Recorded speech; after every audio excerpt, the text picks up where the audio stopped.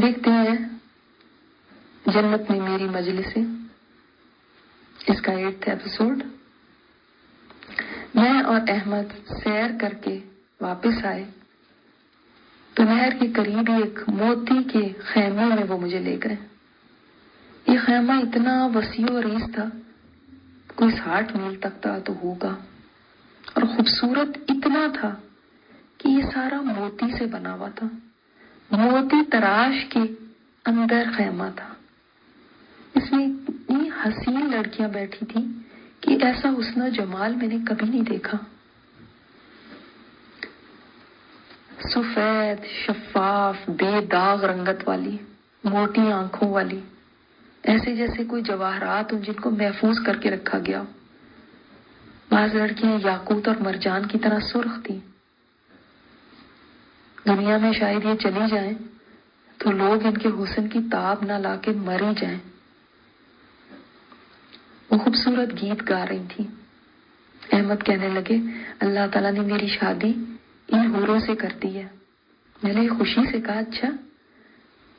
حیرت انگیز طور پہ میرے اندر کوئی سوپناپا نہیں آیا، نہ کوئی رقابت، نہ کوئی حسد۔ یہی تو جنت کی خوبی ہے۔ خادموں نے خیمے میں ہمارا استقبال کیا۔ ہم جہاں بھی جنت میں گئے اسی طرح ہمارا شاہانہ استقبال ہوتا رہا، جیسے کوئی شاہی خاندان کے افراد ہوں۔ ہم چلتے چلتے ایک انتہائی خوبصورت مسند پہ آ بیٹھے۔ یہ جگہ کیا تھی؟ ایک کرشمہ، میں تو اس کو دیکھے ہی جا رہی تھی۔ ہم ٹیک لگا کے بیٹھے ہوئے تھے اور خادم ہمارے لیے طرح طرح کے تھال لا رہے تھے، جن میں قسم قسم کے کھانے خوبصورتی سے رکھے گئے تھے۔ کھانوں کی خوشبو ایسی تھی کہ دل کرتا تھا سب کچھ کھا لیں۔ حالانکہ جنت میں بھوک نہیں تھی، بھوک لگتی ہی نہیں تھی، مگر کھانے ایسے تھے کہ دل چاہتا تھا کھانے کو۔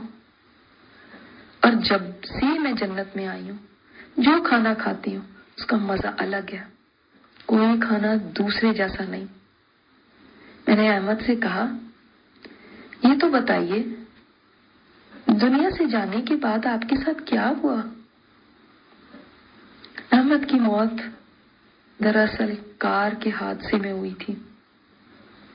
سب کچھ اتنا آنن فانن ہوا تھا کہ سمجھ نہیں آئی تھی کہ ہمارے ساتھ ہو کیا گیا ہے۔ انہوں نے میرا سوال سن کے ایک لمبی سانس لی اور بولے، کیا بتاؤں؟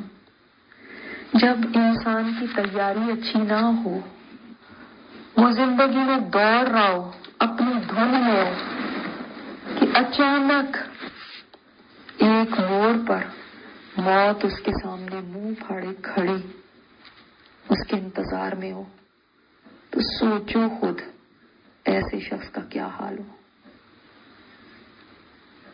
جب ایکسیڈنٹ کی بات میں ہسپتال میں تم لوگوں کی طرف دیکھ رہا تھا تو جہاں تمہاری اور بچوں کی فکر مجھے لگی ہوئی تھی، وہاں سب سے بڑا غم یہ تھا کہ میری تو آگے کی تیاری کچھ بھی نہیں۔ میرے تو ذہن کے آخری کونے میں بھی کبھی یہ خیال نہیں آیا تھا کہ میں اتنی جلدی چلا جاؤں گا، اور اتنی اچانک کہ مجھے موقع ہی نہیں ملے گا کچھ کرنے کا۔ میں ان کی باتیں سن رہی تھی اور وہ سارا منظر دوبارہ میری نظروں کے سامنے آ گیا تھا۔ میں نے کہا، ہاں وہ دن قیامت سے کم نہ تھا ہمارے لیے۔ احمد کہنے لگے، تم لوگوں کے لیے تو قیامت تھا، مگر میرے لیے تو قیامت پر قیامت تھا۔ تمہارے سامنے تو صرف دنیا کی فکر تھی، اس دنیا کی جس میں تم زندہ تھی، اور میرے سامنے آخرت تھی کہ جہاں پر عمل کی مدت ختم ہو جاتی ہے اور ایسی زندگی شروع ہو جاتی جو کبھی ختم نہ ہونے والی تھی۔ اور سب سے بڑا مسئلہ تو یہ تھا کہ وقت کبھی ریورس نہیں ہو سکتا تھا۔ وہاں پر عمل کا کوئی بھی امکان نہیں تھا، وہ صرف نتیجے کی جگہ تھی۔ مجھے یہ فکر دامنگیر تھی کہ میرا کیا بنے گا۔ میں کچھ بھی کرنے کے قابل نہیں رہ گیا تھا۔ میں جب اسپتال میں زخموں سے چور پڑا ہوا تھا تو بول بھی نہیں سکتا تھا۔ تم لوگ اس وقت جاننا چاہتے تھے نا کہ میں کیا کہنا چاہ رہا ہوں، بس سب میرے منہ کے قریب کان لاتے تھے، مگر میں سمجھا نہیں پا رہا تھا۔ میں نے کہا ہاں ہاں مجھے یاد ہے، ہم اتنی کوشش کر رہے تھے کہ ہم جان سکیں آپ کیا کہنا چاہ رہے ہیں، مگر آپ کے ہونٹ ہلتے ہوئے نظر آتے تھے، آواز نہیں آتی تھی۔ کبھی ہم آپ سے کچھ کہتے تھے، کبھی کچھ کہتے تھے، آپ کو یہ چاہیے، آپ کو وہ چاہیے، لیکن کہیں پہ بھی بات بن کے نہیں دے رہی تھی۔ احمد کہنے لگے ہاں، اس وقت مجھے بڑی بے بسی محسوس ہو رہی تھی، کیونکہ میں تم لوگوں کو یہ کہنا چاہ رہا تھا کہ میری طرف سے صدقہ کر دو، اور کسی کو بھی میری بات سمجھ نہیں آ رہی تھی۔ مجھے اس وقت افسوس ہو رہا تھا کہ میں اپنی زندگی میں ہی صدقہ کر دیتا۔ اب جب میں بے بس ہو گیا ہوں اور ان کو میری بات سمجھ نہیں آ رہی، کوشش کے باوجود میں نہیں بتا پا رہا تھا۔ میں اس وقت جان گیا تھا کہ اب میں بچوں گا نہیں۔ مجھے نظر آ رہا تھا کہ میرے پاس آگے کے لیے کچھ بھی نہیں ہے۔ تم تو پھر بھی دنیا میں تھی نا، تمہارے پاس بہت سے موقع آگے موجود تھے۔ میرے چانسز تو ختم ہو رہے تھے۔ لوگ سوچتے ہوں گے اس وقت کہ میں بھری جوانی میں بہت جلدی چلا گیا، مگر دراصل میں نے تو بہت دیر کر دی تھی۔ دنیا میں دھوکے میں ہی پڑا رہا کہ ابھی تو بہت وقت پڑا ہوا ہے، کر لوں گا۔ ابھی کون سا میں بوڑھا ہو گیا ہوں۔ واقعی جب انسان جوان ہوتا ہے اور باہمت ہوتا ہے تو بڑا دھوکے میں رہتا ہے۔ اس کے وہم و گمان میں نہیں ہوتا کہ کبھی اس کو جانا بھی پڑے گا، کبھی اگلی رات اس کی قبر میں بھی ہو سکتی ہے۔ یہ تو کبھی وہ سوچ بھی نہیں سکتا۔ احمد کہنے لگے پھیلا ہوا کاروبار، دوست احباب، جوانی، مزے، پیسہ، سب کچھ ہی تو تھا میرے پاس، پھر آخرت کی کون سوچتا۔ پھر بڑے افسوس سے کہنے لگے ہم بھی دنیا میں کتنے پاگل ہوتے تھے، روز خبروں میں حادثات کی باتیں سنتے تھے، مگر کبھی یہ نہیں سوچتے تھے کہ میں بھی تو ایک حادثہ بن سکتا ہوں۔ اپنے پیاروں کو خود ہاتھوں سے دفناتے تھے، کبھی سوچتے نہیں تھے کہ کوئی ایک دن مجھے بھی تو دفنا رہا ہوگا۔ میں نے بڑی محبت سے احمد کی طرف دیکھا، پھر ان سے پوچھا آپ کے ساتھ ہوا کیا؟ وہ بولے ہاں بس ہونا کیا تھا، ایسی ایک زندگی گزار کے جس میں نیکیوں کی کوئی زیادہ پرواہ نہ ہو، اس کے بعد کسی کو اچانک سے کہہ دیا جائے اٹھاؤ اپنا بوریا بستر، وہ جو ابھی پارٹی موڈ میں تھا اس کو کہہ دیا جائے گھنٹی بج گئی، یور ٹائم از اپ، تو سوچو اس کا کیا حال ہو۔ میرا بھی یہی حال تھا۔ پھر ایک لمبی سانس کھینچ کے بولے موریا یہ جو تم مجھے یہاں دیکھ رہی ہو نا، یہ تو اللہ تعالیٰ کی مہربانی ہے کہ اس نے مجھے جنت میں داخل کر دیا، اس کی رحمت ہے، اور داخلے کے بعد تمہاری نیکیاں تھیں کہ مجھے یہاں تک اللہ تعالیٰ نے پہنچا دیا، ورنہ تم اندازہ نہیں کر سکتی میں کتنی مشکل مرحلوں سے گزر کر آیا ہوں۔ میں نے حیرت سے کہا اچھا لگتا تو نہیں ہے؟ وہ ہنس کر بولے اس لیے کہ جب کوئی آدمی جنت میں داخل ہو جاتا ہے تو اللہ تعالیٰ اس کو اتنا نواز دیتا ہے کہ پچھلی کوئی تلخ بات بھی اس کے اوپر باقی نہیں رہتی، کسی ایسی بات کا اثر بھی نہیں رہتا۔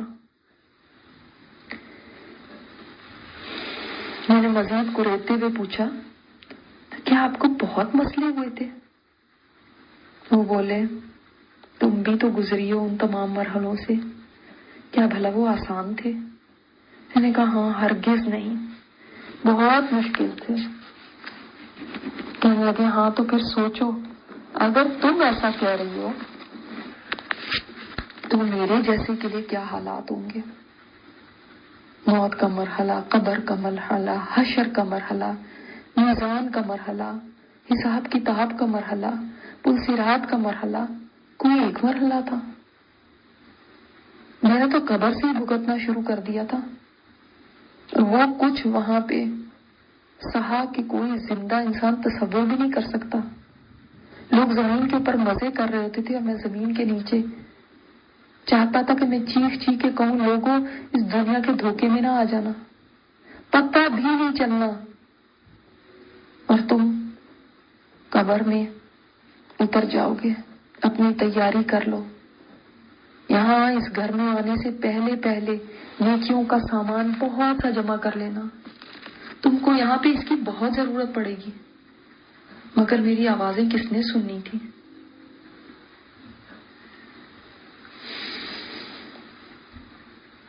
میں نے کہا احمد کیا آپ سمجھتی ہیں کہ لوگوں کو پتہ نہیں تھا جو آپ نے جا کے بتانا تھا؟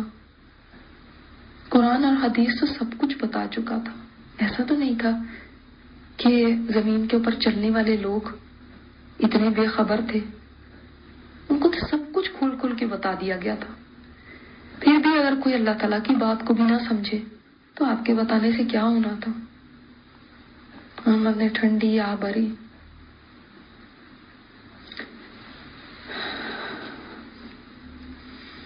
پھر بولے میں یہی چاہتا تھا کہ میری طرح کوئی آ کے یہاں پر نہ پچھتائے، جہاں پہنچ کے میری آنکھ کھلی وہاں پہنچ کے کسی کی نہ کھلے۔ موت کے بعد تو سب کی آنکھیں کھل جاتی ہیں، میں چاہتا تھا کہ دنیا میں ان کی آنکھیں کھل جائیں۔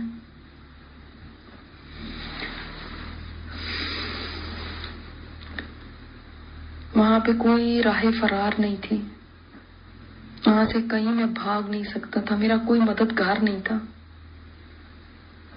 میں مکمل طور پر اللہ تعالیٰ کے رحم و کرم پہ تھا، اور سوچو ایسا انسان جس نے اپنی زندگی میں کبھی اس رب کی طرف دوستی کا ہاتھ ہی نہ بڑھایا ہو، کبھی اس کے لیے وقت ہی نہ نکالا ہو، کبھی اس کی طرف توجہ ہی نہ کی ہو، وہ جب اس کے رحم و کرم پر آ جائے تو کیا ہوتا؟ میں نے کہا پھر کب تک ایسا چلتا رہا؟ کہنے لگے ہاں بس اپنی گناہوں کی سزا بھگت کے پھر میرا عذاب ختم ہوا۔ ویسے بھی جب میرے بچے تھوڑے بڑے ہو گئے اور وہ جو نیکی کرتے تھے، قرآن پڑھتے تھے، صدقہ کرتے تھے، میرے لیے دعائیں کرتے تھے، وہ سب مجھے پہنچتی تھی، میرے لیے آسانی ہو جاتی تھی۔ اور حشر کے میدان میں جو بہت مشکل تھا، یہاں کے لیے میرے پاس کچھ خاص نہیں تھا، جانتی ہو ایک ایسا عمل تھا جو بہت وزنی بن کے تلا، ایک چیز ایسی تھی جو میرے کام آ گئی۔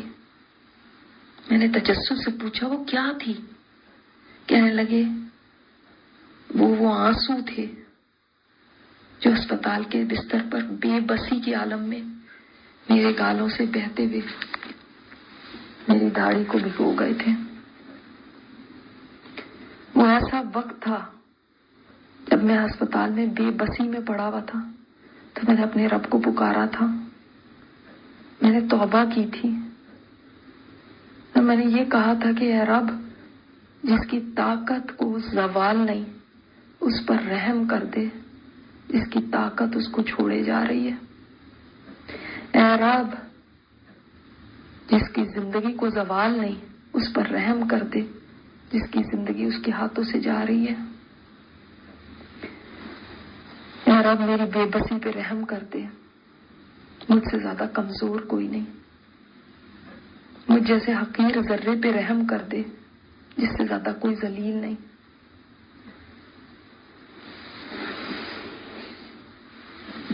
مجھ جیسے گرے پڑے پر رحم کرتے جس سے زیادہ کوئی محتاج نہیں. بس پھر میری آنکھوں سے جو آنسو بہے تو میرے مالک نے اتنی قدردانی کی ان آنسوؤں کی کہ جب وہ آنسو میری نیکی کے میزان میں رکھے گئے تو وہ پہاڑوں کے برابر وزنی ثابت ہوئے.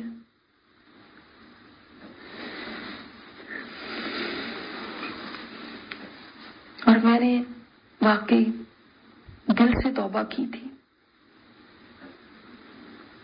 اور میں خود کو اس وقت مجرم کی طرح سمجھ رہا تھا. میں نے بڑی بے بسی میں بڑی عاجزی کے ساتھ اپنے رب کو پکارا تھا. ایسے وقت میں جب میں بھاگنے کی سکت نہیں رکھتا تھا تو میں بالکل بے بس ہو چکا تھا. جب میں نے میزان میں ان آنسوؤں کو اتنا بھاری تلتے دیکھا تو میں سوچا تھا کاش میں نے عافیت کے دنوں میں راتوں میں اللہ تعالیٰ کے آگے یہ آنسو بہائے ہوتے تو وہ کتنے قیمتی ہوتے اس کے سامنے. یہ کہہ کے احمد خاموش ہو گئے. میں نے کہا پھر آپ کے ساتھ کیا ہوا؟ کہنے لگے ہاں بس ان سخت مرحلوں سے گزر کے جب جہنم کو حشر کے میدان میں گھسیٹ کر لایا گیا تو اس وقت تو میں نے سوچ لیا تھا کہ احمد اب تو نہیں بچے گا. اور جی غفلت کی زندگی اور کہہ کہ زندگی تو ایک بار ملتی ہے، مزہ کر لو اور بے پرواہ ہو کے پڑا رہے اور کھیل کود میں زندگی گزار. تیرے ساتھ یہی ہونا تھا.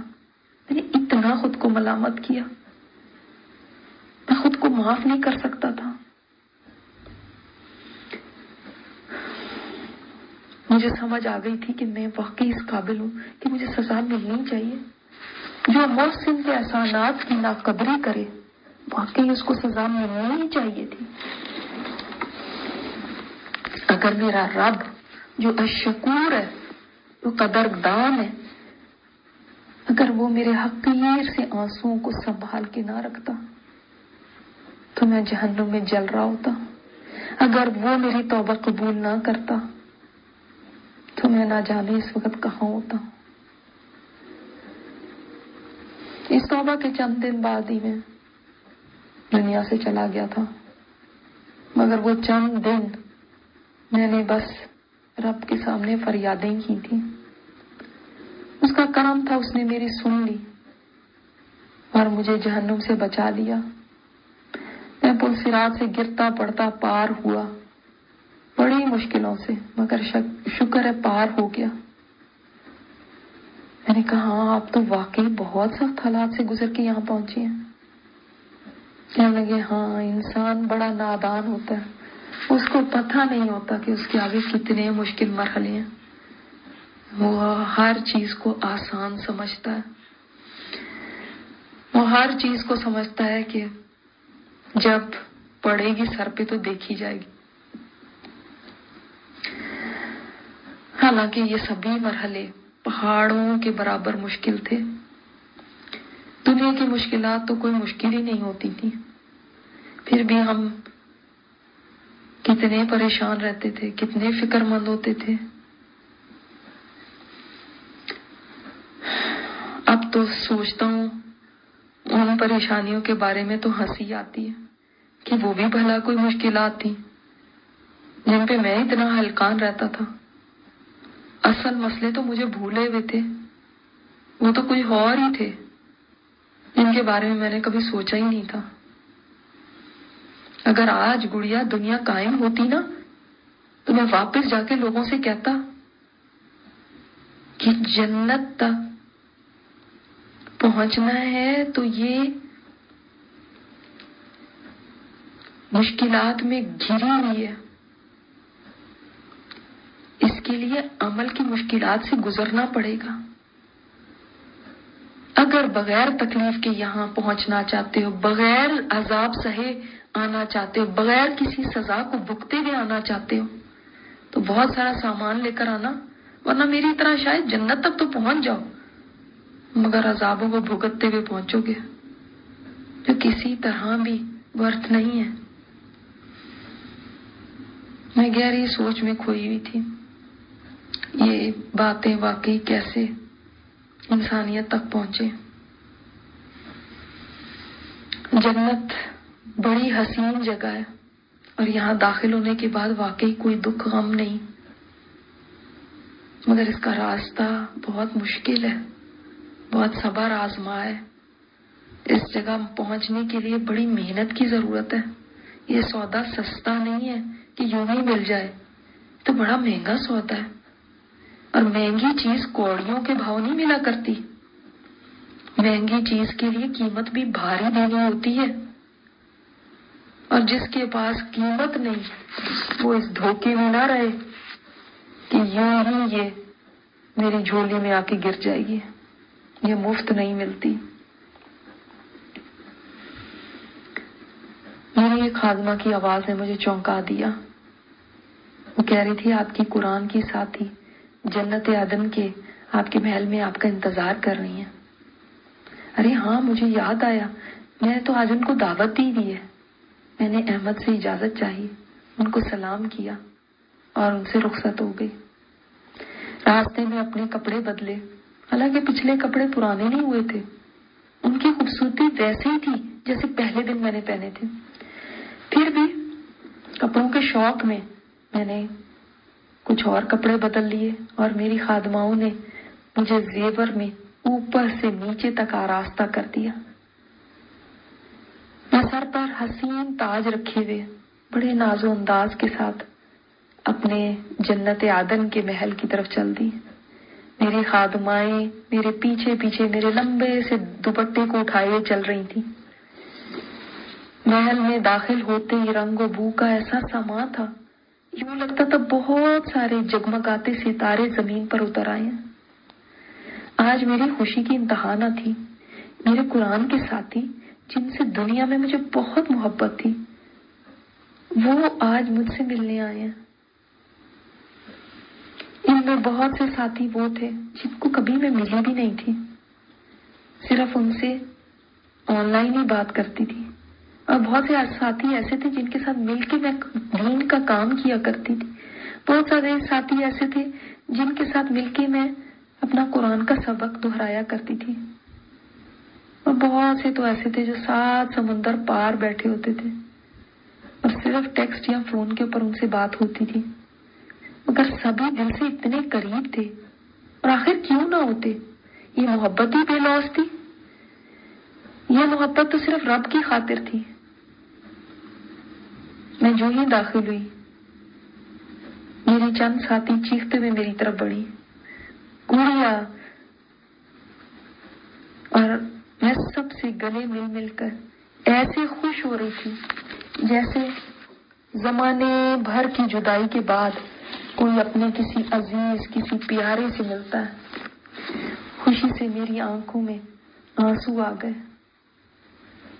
عائشہ تو چیخ چیخ کے خوشی سے بولی، گڑیا ہم پہنچ گئے، یہاں ہم آ گئے جنت میں، وہ جس کی باتیں ہم مل کے سنا کرتے تھے، جس کے لیے ہم راتوں کو دعائیں کیا کرتے تھے، جس کے لیے ہم تڑپتے تھے، جس کی آرزو ہم سب کے دلوں میں تھی، یاد ہے؟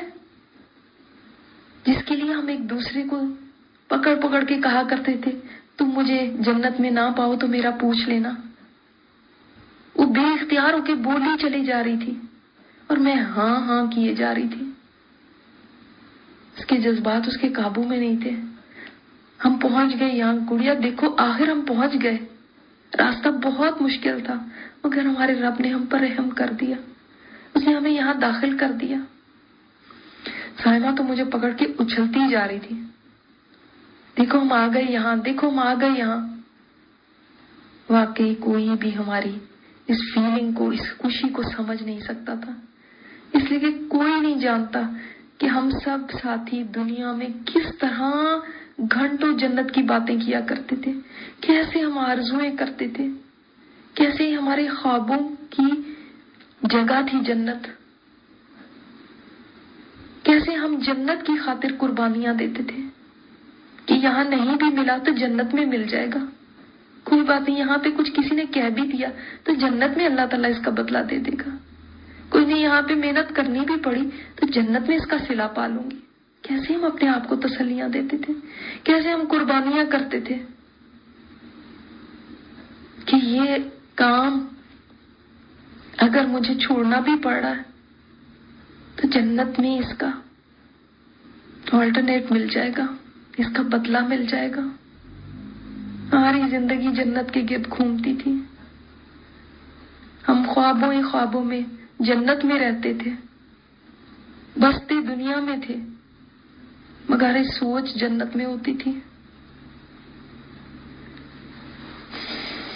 ہماری دعا یہی ہوتی تھی کہ اللہ تعالیٰ ہمیں جنت کے باسی بنا دے.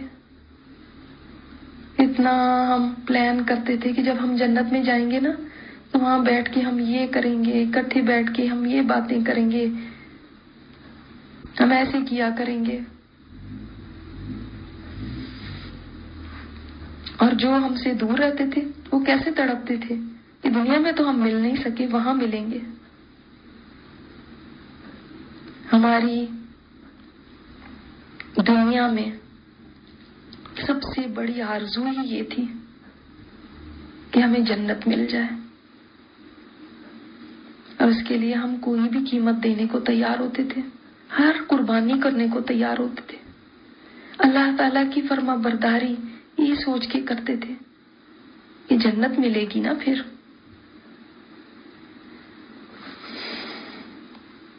آج وہ ساتھی بھی نظر آ رہے تھے جن سے نہ ملے نہ جلے مگر ان سے بے لوث محبت تھی.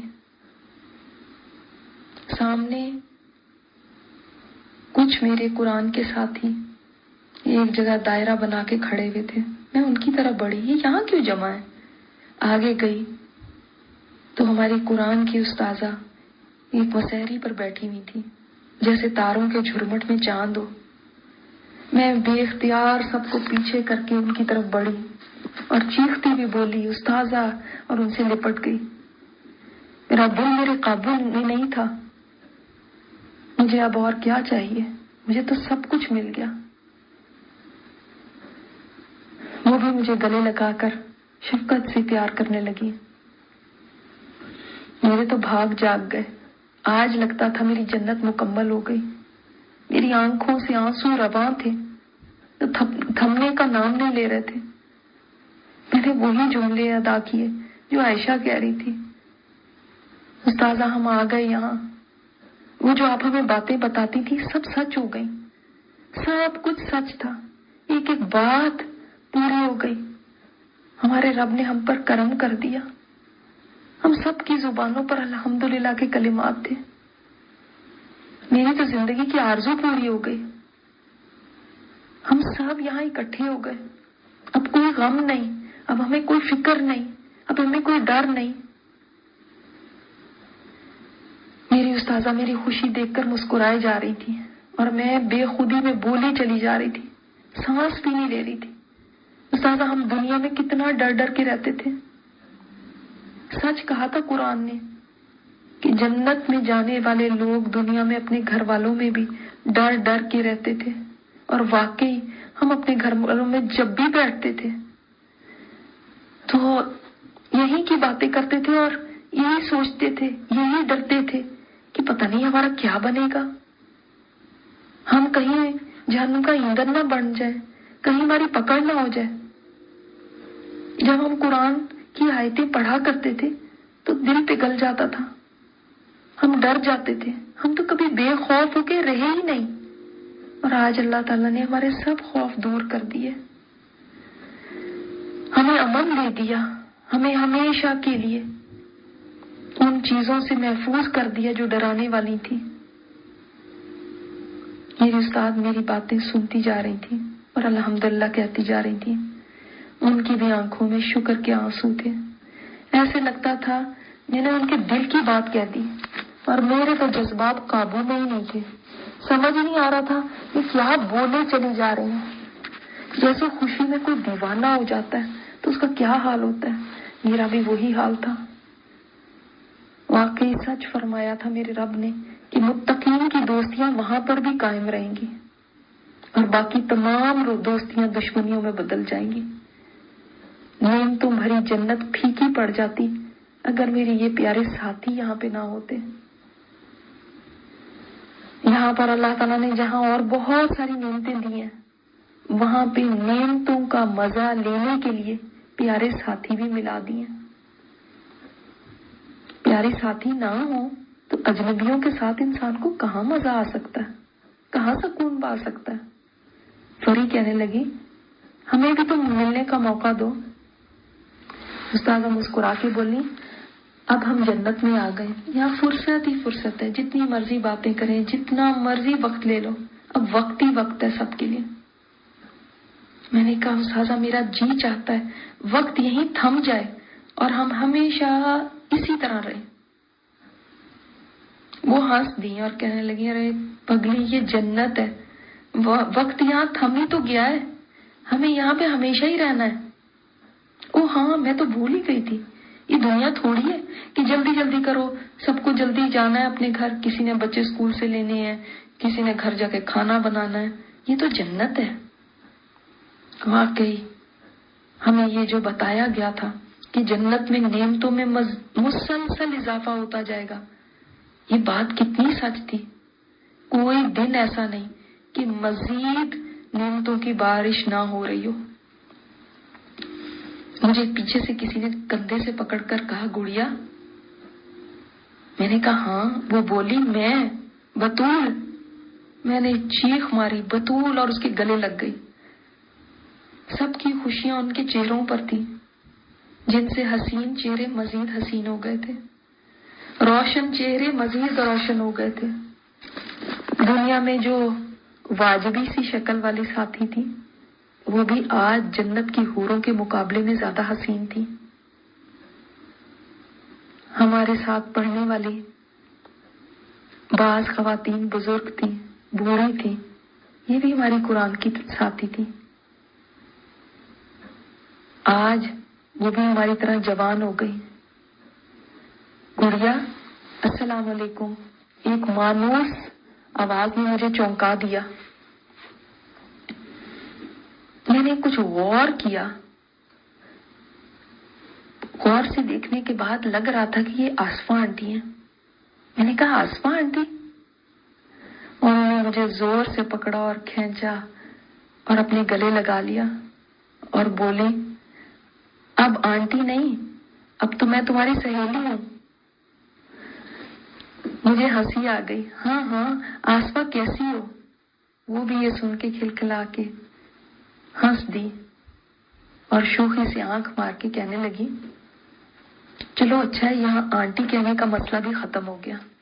دنیا میں کون سا ہم شوق سے آنٹی بنے تھے، وہ تو مجبوری تھی آنٹی کہلانے کی، ورنہ وہاں پہ بھی دل تو نہیں کرتا تھا اندر سے۔ میں ہنس ہنس کر ان سے لپٹ گئی۔ یہ جنت کی بہاریں تھیں جنہوں نے سب کے دل خوش کر دیے تھے۔ دنیا میں ساری دولت بھی انسان خرچ کر دیتا تو جنت نہیں پا سکتا تھا، ایسی خوشیاں نہیں پا سکتا تھا۔ یہ خوشیاں کہیں سے بھی خرید کر نہیں لائی جا سکتی تھی۔ جتنی بھی محنت کر لیتے کہاں سے لا سکتے تھے؟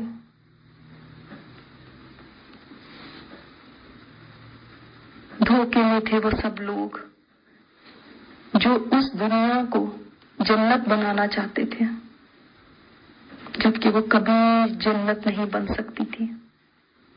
اصل میں تو جنت یہ ہے، وہ سب تو فیک تھا۔ یہاں تک ہمارا آج کا ایپیسوڈ تھا۔